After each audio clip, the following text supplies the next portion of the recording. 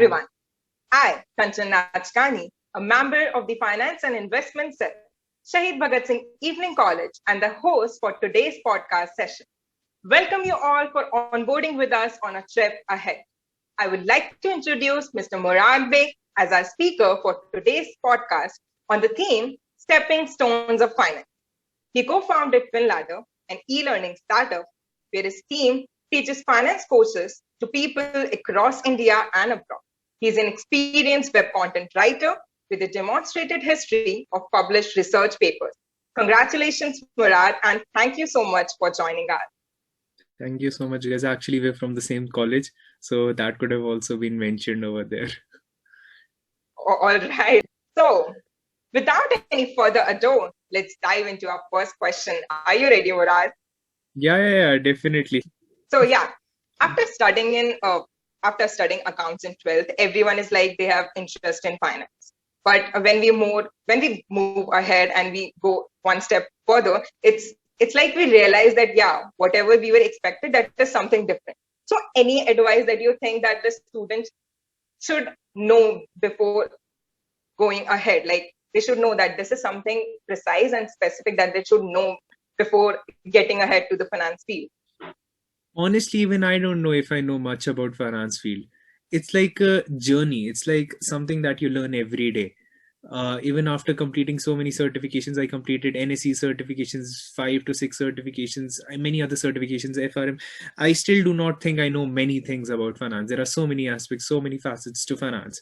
So when we talk about this in specific, and as a class 12 student, accountancy was what excited me, and finance was what I wanted to enter into.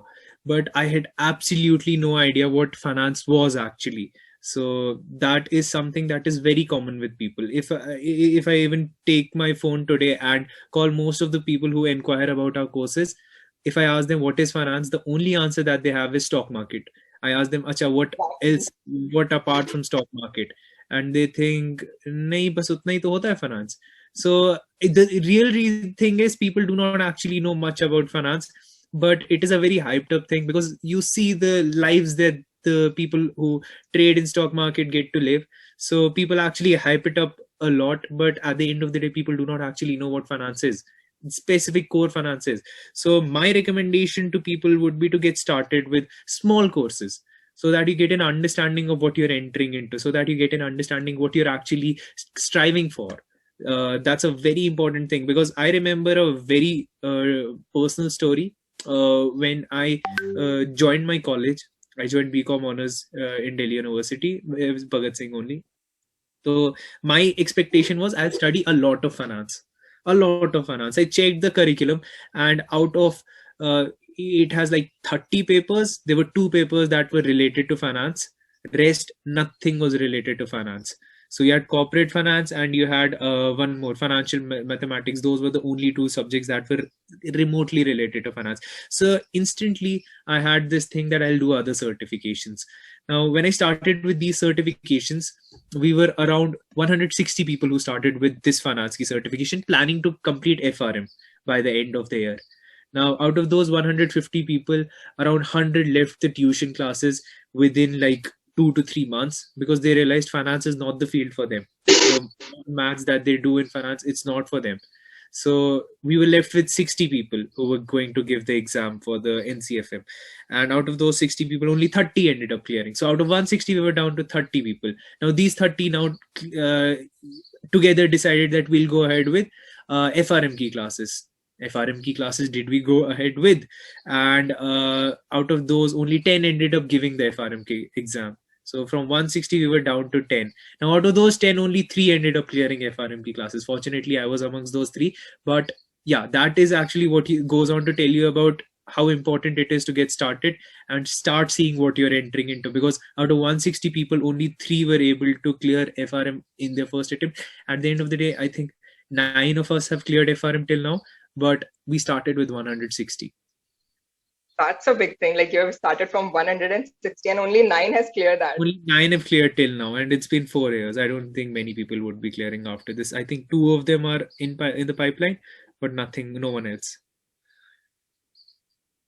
That's fabulous. Like that's amazing. Like from 160 to only 9. So moving ahead to the next question, like whenever someone says that he or she wants to go for the financial sector, the first thing people advise is he should go for CA or CFA. But these are more theoretical subjects. If one wants to gain more of a practical knowledge of finance, like the data analysis thing, which are hyping up in today's world, can we expect more such things will give us practical knowledge rather than going for theoretical knowledge? See, honestly, I absolutely love CA and CFA. I am amongst those people who would be actually telling you to go ahead with CA and CFA. But the worst thing that you can do is directly jump into CA and CFA. That's the worst thing that you can do. So I'll tell you, for CFA, you're actually going to spend 4 lakh rupees. That's the bare minimum that would cost you CFA, and 2.5 years. For CA, at the same time, you're spending at least 5 years of your life. So you'll have to make sure that this is the field you want to enter into. So that's more important. Once you figure out that these are the fields that you want to enter into, then you go ahead with such courses. That's one. Apart from that, I get your question that data science is a booming sector right now, and at the same time CA and CFA would be more towards the theoretical side, but CFA is a very robust has a very robust curriculum.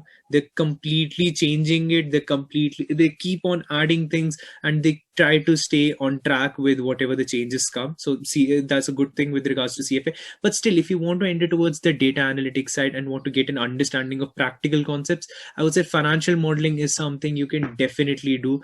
I would say Python is something that would be really, really, really very important. So these are the two things that you can do on the sides. But if you're looking for a professional certification, I would be that person who would be saying CA and CFA is something you should do, but no, not directly.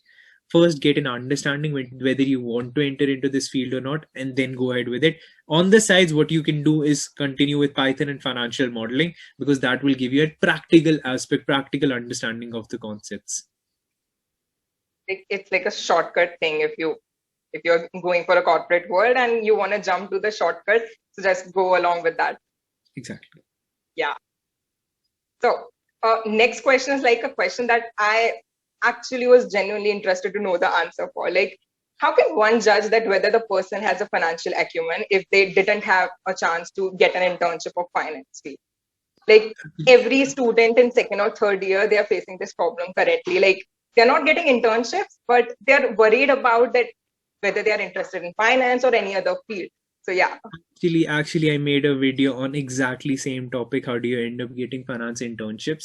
So that video is actually doing well. 25,000 hits in, I think, a week. So that you guys can check that. Video too. So basically what I tried to say in that video was, why would you get a finance internship? That's an equally important question. See, it's not that you're looking for finance internships. It should be the other way also. The company should also be looking for finance interns. Unless the companies are looking for finance interns, you cannot get a finance internship. That's one.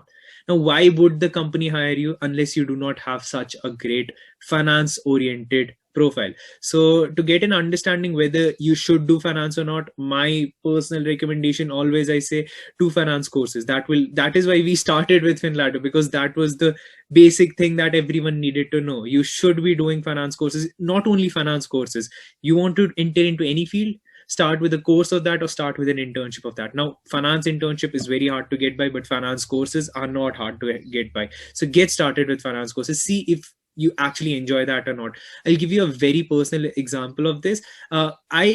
When I started with NCFM classes, I knew I wanted to enter into finance, but there was a part of me that also wanted to do digital marketing, because digital marketing was another booming sector. So should I go for digital marketing or should I go for finance? What I did was I took courses for both digital marketing as well as finance, as well as Python. So Python, these are the three things that I took the courses for. And I do not regret them for a second, because honestly, I did not like Python. It's the future, I understand. Data science is the future, I understand. But that is not for me. At the end of the day, what brings happiness to me is something that I should go ahead with. Now, well, if you guys are also confused between these three things, the best thing you can do is take a course in all of these three fields. See for yourself what suits you the best. I'm not saying that finance is the only thing that you can look forward to. Digital marketing is an amazing field. If I was not into finance, I would have been into digital marketing. So you can check a course on that. You can check a course on finance. So you absolutely do not know which thing do you want to enter into. There are hundreds, plethora of opportunities in front of you. But the best thing you can actually do is take up a course in all of these things. See if you're liking it. If you're liking it, go ahead with it. That is how you end up building your finance acumen. Absolutely. Like, if you want to try that, yeah, what is your goals? Just begin with something. At least start. Yeah, exactly. So some people actually want to, this is a very true thing. Many people actually tell me they want to become lawyers.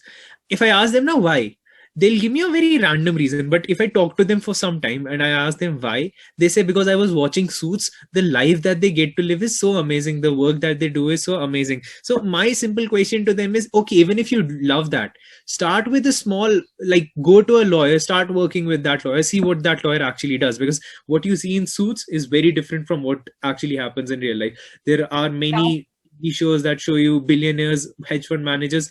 That is not exactly how finance industry looks like. Finance industry looks like sitting in front of an Excel 12 hours a day. That is the exact finance industry that we have in India. Front end jobs are not much in India. So get an understanding of those things before you actually jump into these big things. Like, actually, people are doing this thing. Like, I have my younger sister. She always asks that question, that what is the job? Tell me the particular field that will pay me highest salary. That's the only question they just ask me. And honestly, my this is this is not just your sister. This is a very normal question from everyone. Which job would pay me highest? And honestly, I think every job can pay you the highest if you're best at it.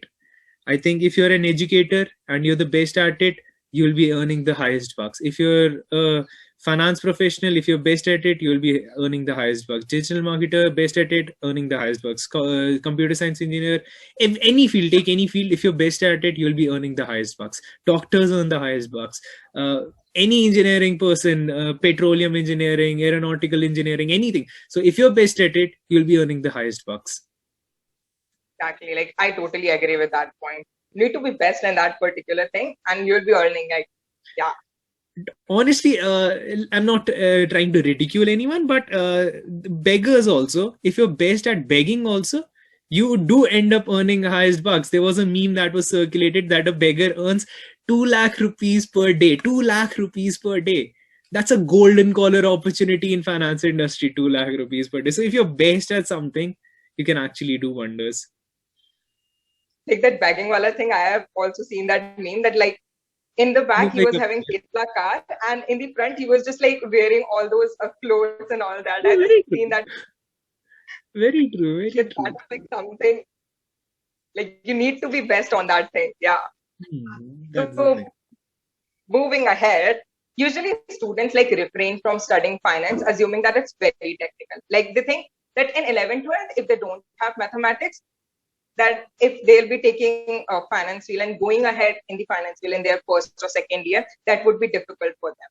So anything that you suggest to the beginners that can help them to develop acumen for that thing, that yeah, finance is not something very much technical, but you need to have basic understanding for every and each thing. Yeah.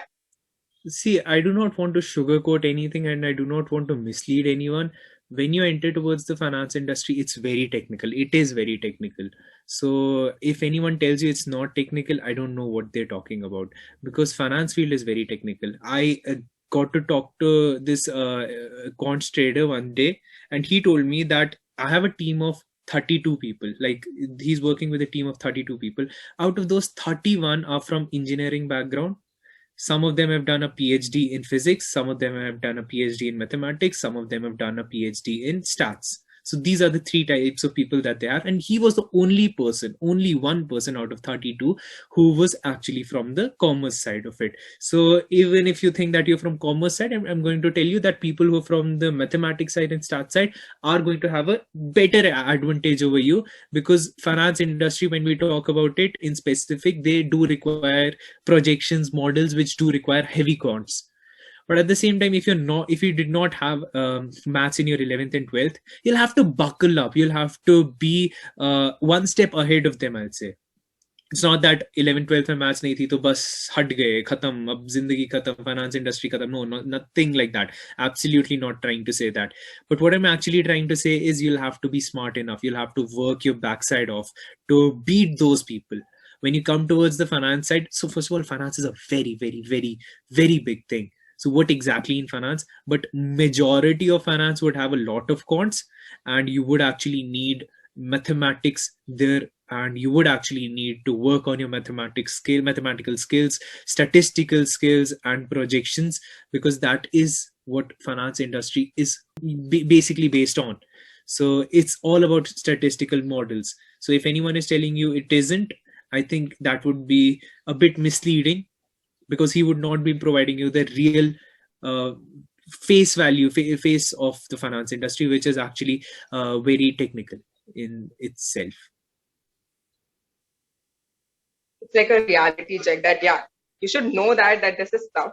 But once you start and you be consistent, you can ace that particular. After that, it's amazing. You actually start loving it if you have the acumen. So that also is something important, because people, as I said, finance industry बहुत amazing है, बहुत amazing है. Stock market में घुसना, everyone has that in at the back of their mind. But once they get started with it, they start realizing, अरे इसमें तो पूरे दिन Excel के सामने बैठना है. This is something I cannot do.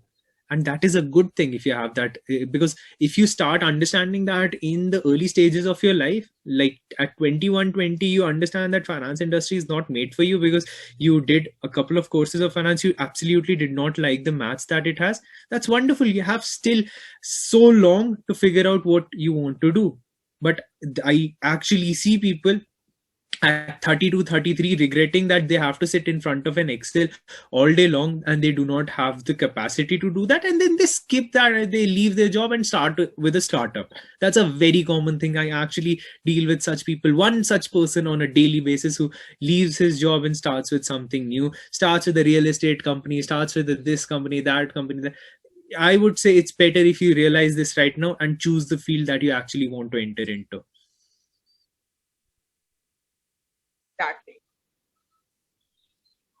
Like, I'm totally agreeing with that thing that you should know at least that you're interested in that. Like realizing at the age of 32 that you have wasted your 10 years of life, that's something like shook you hard at that point of time. Yeah. Exactly. So Since there's so much more under this concept, we'll cover those in the next part of this episode. Stay tuned for the second part coming this Saturday.